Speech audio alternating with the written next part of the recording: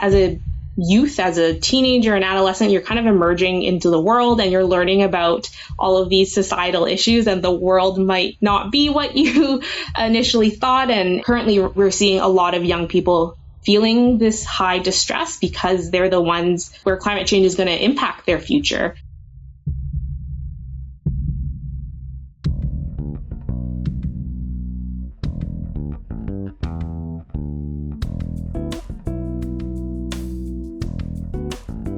Sometimes the impacts of climate change are not obvious.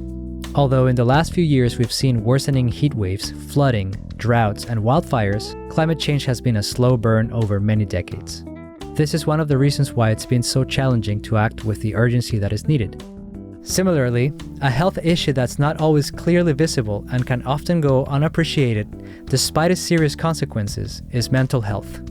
Today, we'll hear from someone who is working to bring to light an important but under-recognized issue: the mental health impacts of climate change.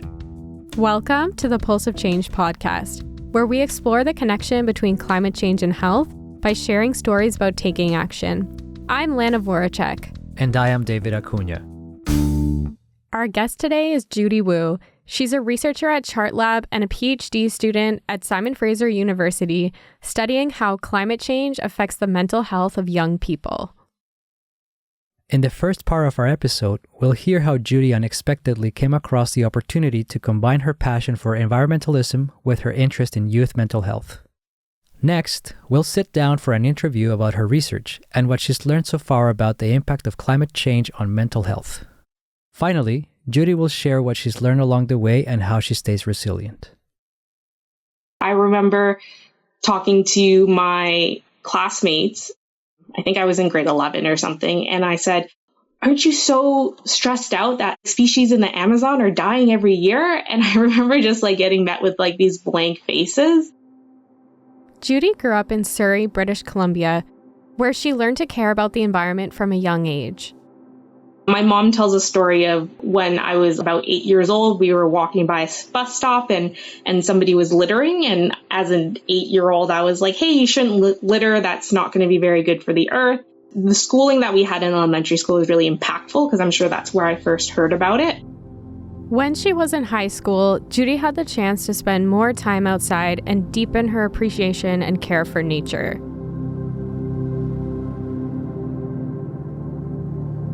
In Surrey, there is Tynehead Regional Park, and I spent many summers camping there through a program called CTS. It's all about environmental stewardship and getting youth out into nature. Through the program, Judy got to participate in projects like weeding and removing invasive species from the local salmon hatchery. I spent 2 summers just running through forest up in Surrey basically every weekend, and it just was one of the most lovely memories I have of high school. I think at the same time, though, I was starting to feel a lot of distress in terms of the climate and environment around that time. I remember talking to my classmates. I think I was in grade 11 or something. And I said, aren't you so stressed out that species in the Amazon are dying every year? And I remember just getting met with these blank faces. The need for action to protect the environment became clear to her, so Judy spread her love of environmental stewardship by starting her school's Eco Club, which would remove invasive species from local forests. She started to envision herself becoming a biologist. I remember telling my high school fellow classmates that my dream was to be running wild in the fields, probably very similar to what I was doing in camps and collecting samples in rivers and trudging through water and all of this sort of stuff. During her bachelor's in biology at UBC, Judy's dream grew closer when she had the chance to work in an ecology lab. I was helping to manage the bird blood samples that they had collected from the Amazon. And I started to realize that this wasn't really what I had thought it was, that there wasn't as much freedom and enjoyment that I had previously envisioned. If you're going to do field work, especially if you're in the Amazon, you're alone for many weeks sometimes, and there's lots of rain and you have to camp. And that was just something that I realized was not my calling anymore. Judy started looking for other experiences, so she landed a co-op placement at the orthopedic clinic at BC Children's Hospital. I didn't really have any desire to go into healthcare at all. I really just wanted more research experience. I also loved working with children. And through there, I realized, hey, this is maybe something that I do want to pursue. When you're doing clinical research in a hospital, usually it's to do with very specific conditions or diseases. And that was the case for my research that I was involved in. But I really wanted to broaden and work at the public health level and impact a greater amount of people. At the same time, she started a peer support group for people with borderline personality disorder. As I was facilitating the group, I often heard about all of these experiences of people who were having symptoms or having distress early on in life, but they weren't getting the help they needed. Oftentimes doctors would be like, it's nothing, it's puberty. Like some people were like in their 50s and they had just recently been diagnosed with BPD. And they were saying like, this group is really helpful. I wish I hadn't been given this diagnosis decades earlier so that I could have started to address this. Hearing these stories, she became interested in youth mental health.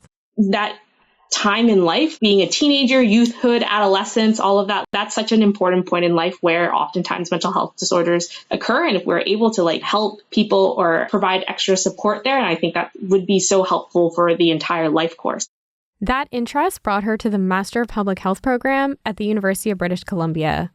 During my practicum, I met my current supervisor, Hasina Samji, who is an assistant professor at SFU.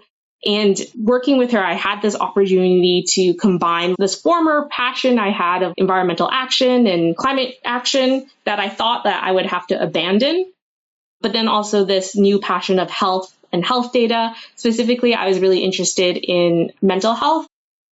The lab, Capturing Health and Resilience Trajectories, or CHART Lab for short, distributes a survey to schools across the province to measure youth health and well-being.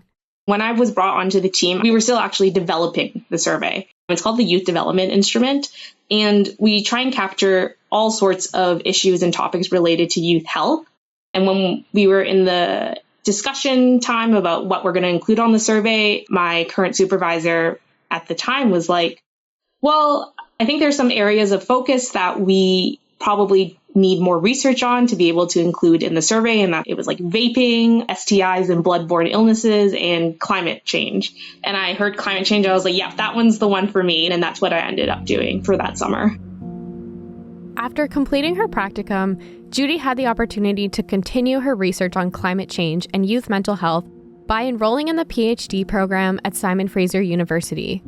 Although she no longer facilitates it, the BPD support group she started in her undergrad is still running, and we'll link to it in the show notes for those who might be interested. Coming up next, we'll interview Judy about her research on the mental health impacts of climate change, particularly on youth, and what we can do to support them. I interviewed somebody from High River, Alberta, and they had really devastating floods, and unfortunately people's lives were lost. And the person I was talking to was saying that afterwards, whenever it rained, people would start to get anxious again because they were scared that the same thing would happen. Can we start by having you briefly describe your work?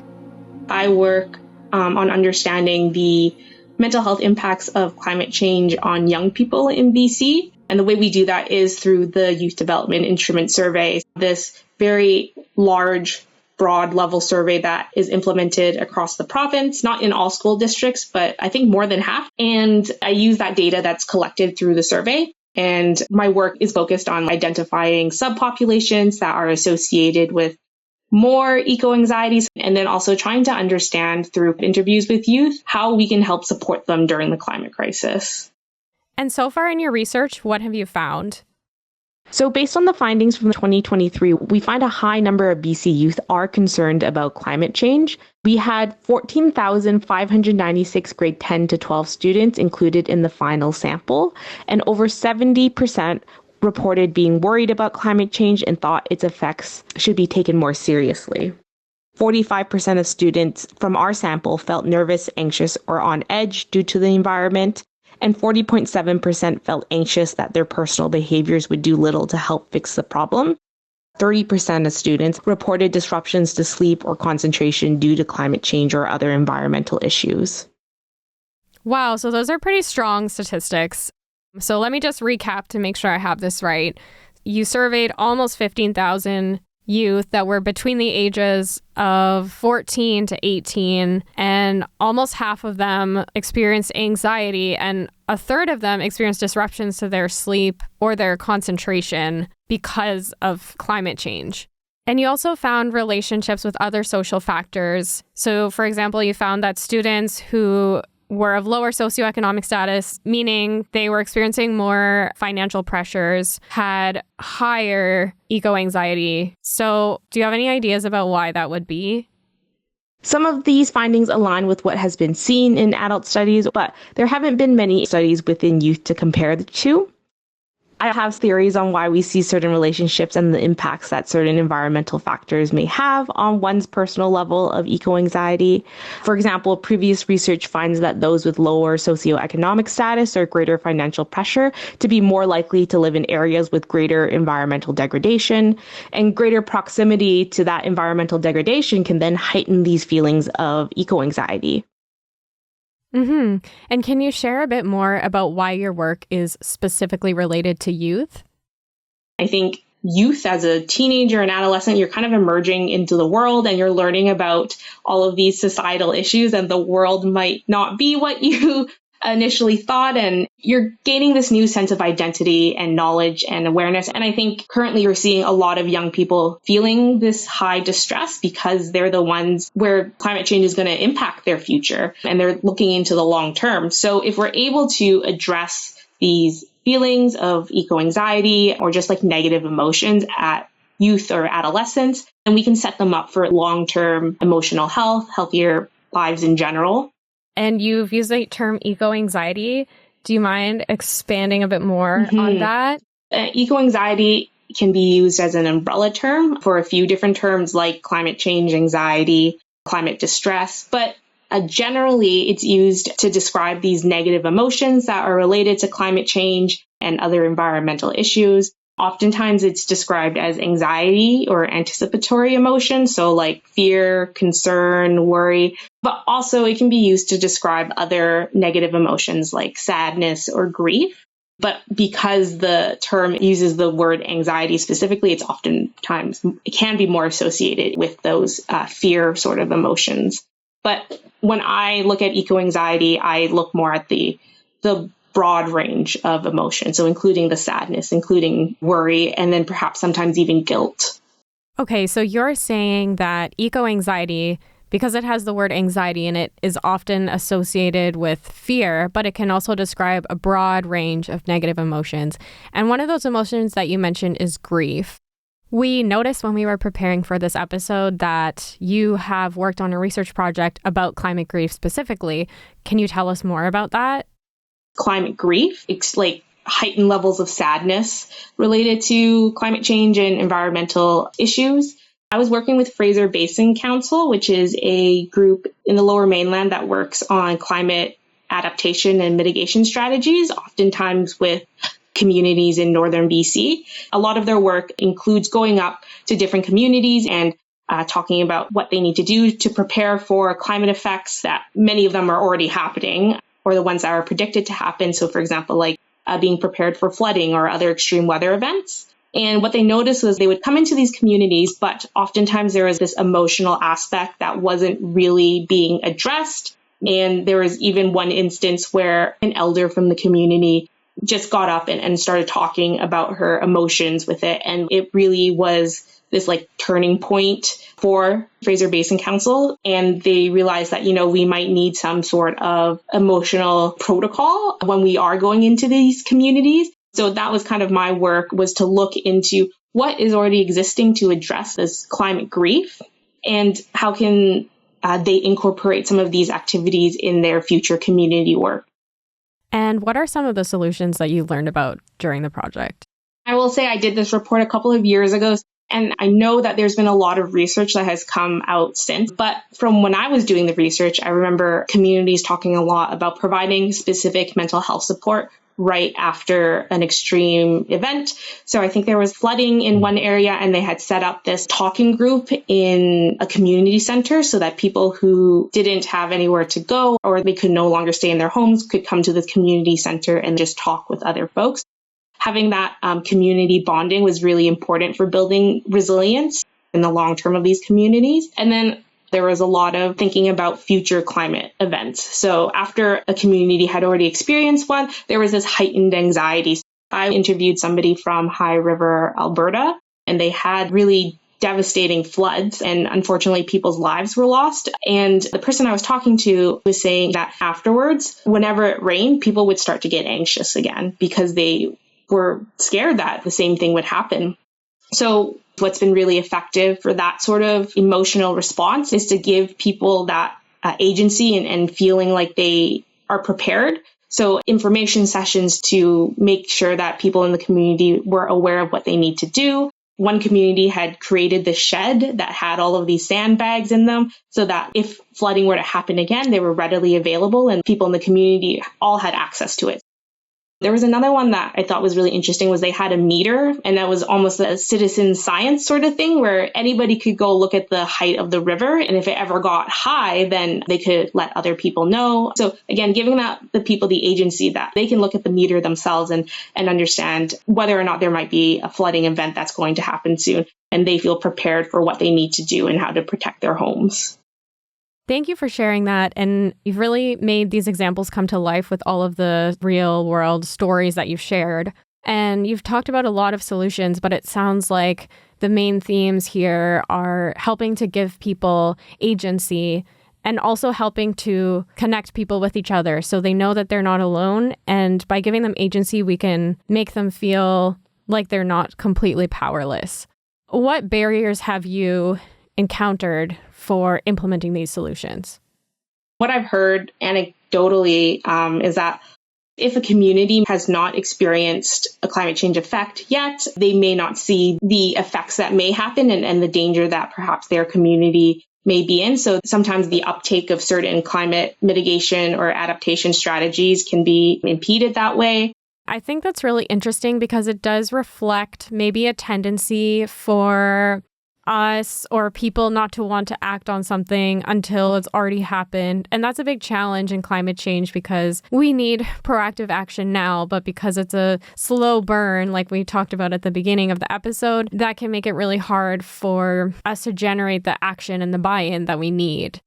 And when you describe your work, it sounds like you are talking to a lot of people about their feelings towards climate change. And you've also described yourself as someone who has cared deeply about the environment from a young age. So I'm wondering what you feel through your work when you hear so many people talking about how they're experiencing these negative climate emotions like anxiety and grief. Whenever anybody expresses like any sort of negative emotion related to climate change, to me, I don't want to say I get excited, but it feels validating for me because, again, as I've mentioned, like I've had these feelings for a very long time at a point where like not very many people were talking about these feelings. And I remember feeling as a young person in high school, like, oh, I guess I shouldn't be worrying about this because nobody else is worried. So when I hear other people talking about it, because the impacts are so much worse now and there's more media coverage, it validates me in a way that my feelings are valid. It's okay to have these feelings, but at the same time, it's concerning because that means that the climate has just gotten that much worse. A much larger portion of people are feeling these feelings as well. At the same time, what we know from the literature is having that connection when you have these feelings is really important. And when you don't have anybody to talk to about climate change and environment-related feelings, you can feel very alienated. And that's kind of the purpose for all of these climate talking groups that are coming up now. So there's groups specifically dedicated to talking about people's climate grief, usually an anticipatory grief. They may not have felt the direct impacts, but they're thinking about future impacts and the impacts on future generations and their kids. And having those spaces for people to connect, I think, is gaining a lot of popularity. And that's because people are needing that emotional connection with others to be able to get through their feelings. Thank you for your honesty in sharing that. And when you describe your experience, it's relatable to me. And it also reminds me of something that I learned in psychology class about death once, which was this idea of disenfranchised grief, which is when your grief is not acknowledged by society or validated by society. And I think that's a really common experience for people who have these negative climate emotions. And it's an important thing to talk about because this is a strong word to use, but it can almost feel like we're being gaslighted by society into thinking that we are crazy for having these concerns about something that is real. And going back to thinking about maybe how we can solve this problem, are there any other interventions or actions that can help with the mental health impacts of climate change? What we see a lot in the literature is using nature.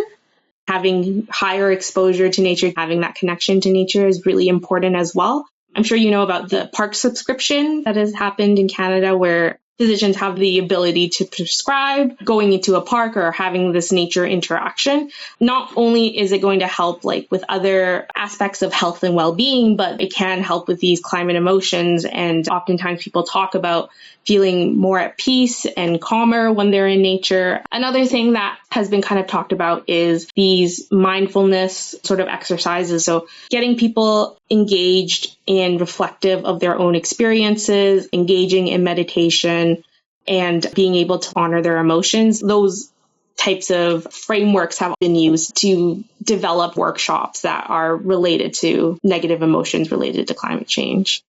For anyone who is interested in learning more about the Parks subscription program, it is called Parks, PARX, and we will link that in the show notes. So based on what you have learned, what would you like to see in the future in order to help with these problems?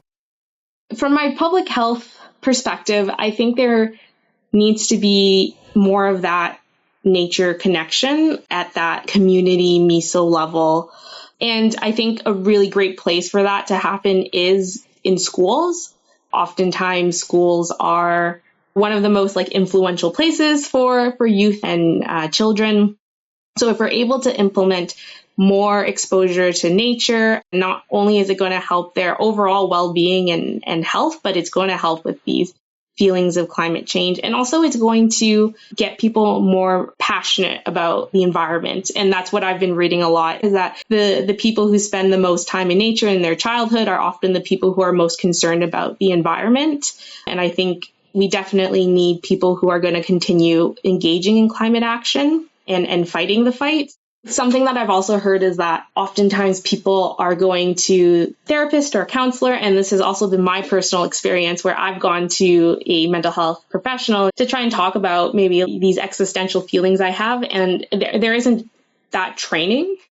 So I think there needs to be that sort of clinical research to have more concrete methods to support people who are expressing these emotions in therapy. Because what I've experienced is just kind of oh, okay, well, let's move on to the next subject, something where I'm more trained in sort of thing. That and I'm hearing it more and more that young people are talking to their therapists, their counselors about it, and it just isn't going over as well as I think it should be.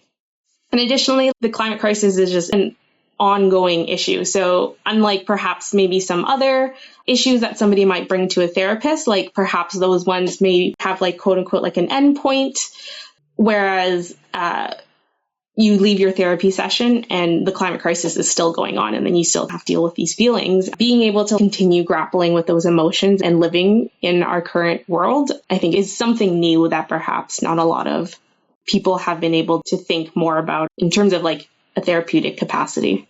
Thank you so much again for your honesty and for bringing up that point. I think it's an important one to talk about, and it goes back kind of to that idea we were talking about earlier of disenfranchised grief. I can see how damaging it could feel for someone to share those feelings in a vulnerable setting like therapy and to have them essentially dismissed. And there is a climate-aware therapist directory that I know of, which we will link in the show notes. Stay tuned for the last part of our episode, where Judy shares what she's learned so far along her journey and how she stays resilient. I think what we see is that oftentimes people feel this concern or worry, but what they'll do is they don't want to engage in climate action anymore because it's too taxing. And I think that's the opposite of what should be done.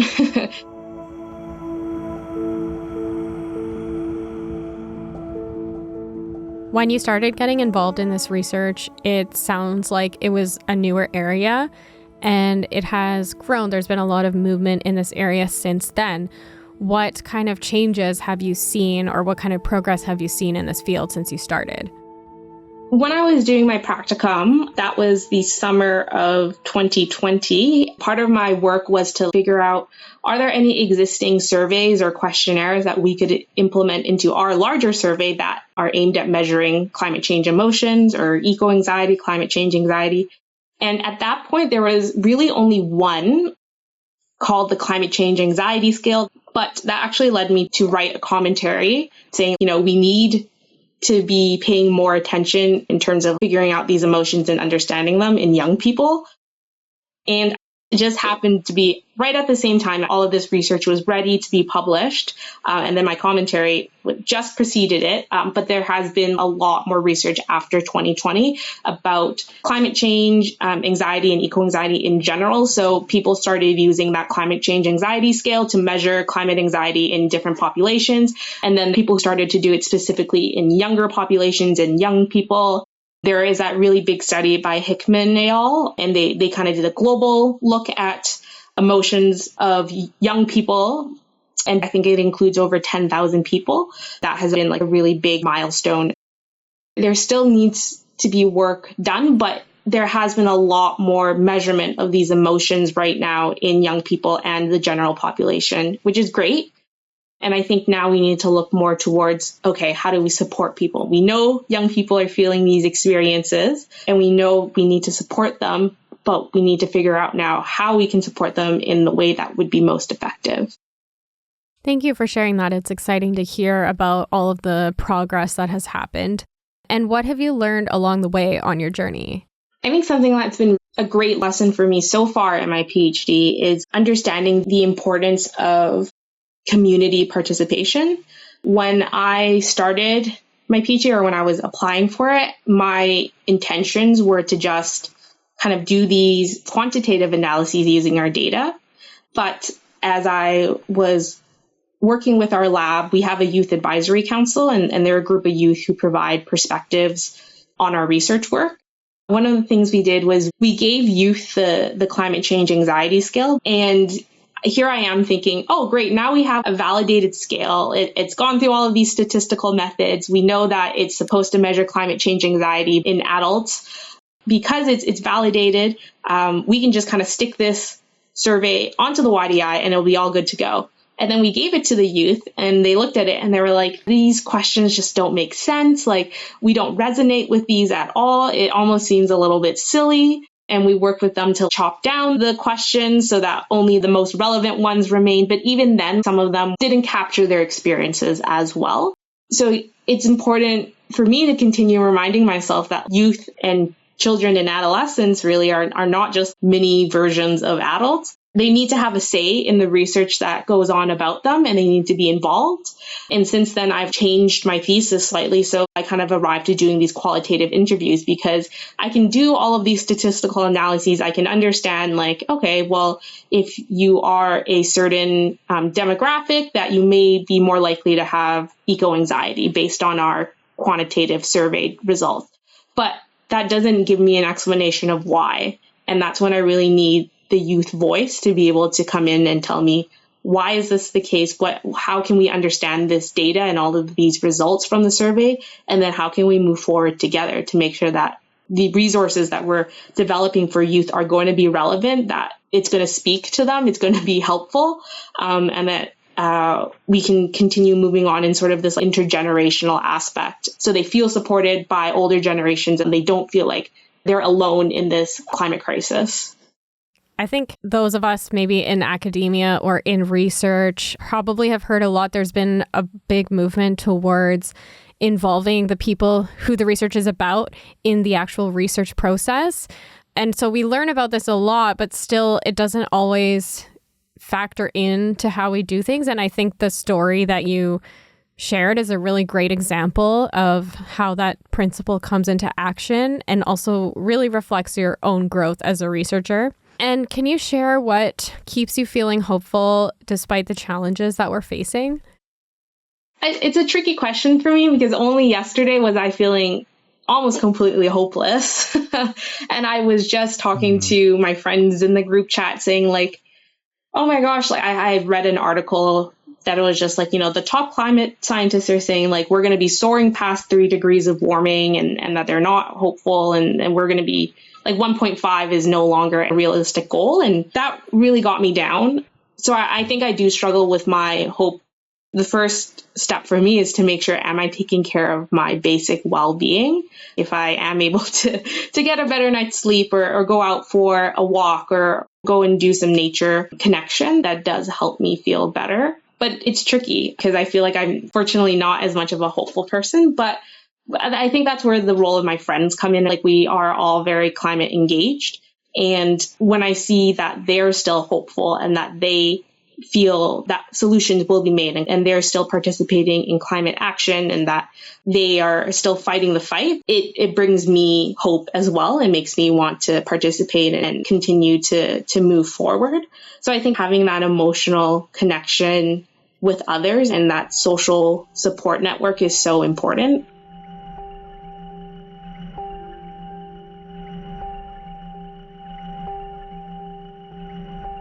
I appreciate your honesty. It's a hard thing to talk about, and also it's important, I think, to talk honestly about the fact that these feelings can be very difficult and things can be very difficult, but if we're not having honest conversations about it, we're not able to connect with each other, to bring each other up and engage. So yeah, thank you for sharing that.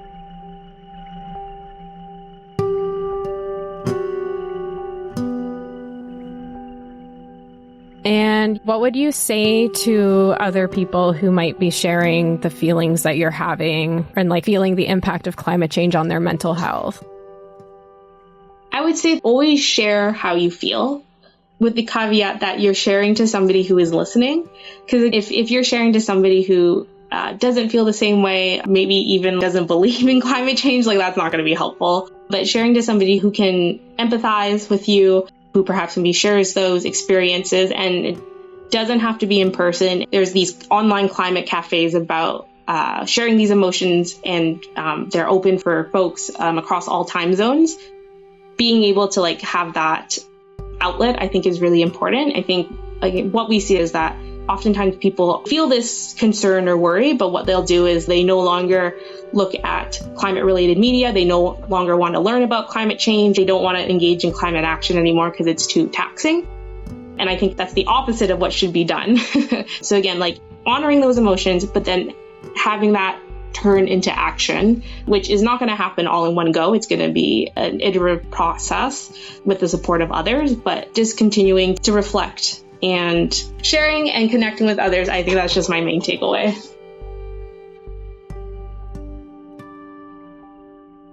Pulse of Change is hosted and produced by Lana Voracek. Audio production and music by David Acuna. Artwork by Alana Thorburn-Watt. If you enjoyed this episode, follow us wherever you get your podcasts and leave us a review. You can also find a transcript with citations for this episode in our show notes. This episode was recorded and produced in the traditional unceded ancestral territories of the Musqueam, Squamish, and Tsleil-Waututh nations. This podcast is funded by the Sustainability Projects Fund of the Alma Mater Society at the University of British Columbia, Vancouver. If you'd like to connect with us on social media, you can follow our Instagram at Pulse of Change Podcast. Thanks for listening.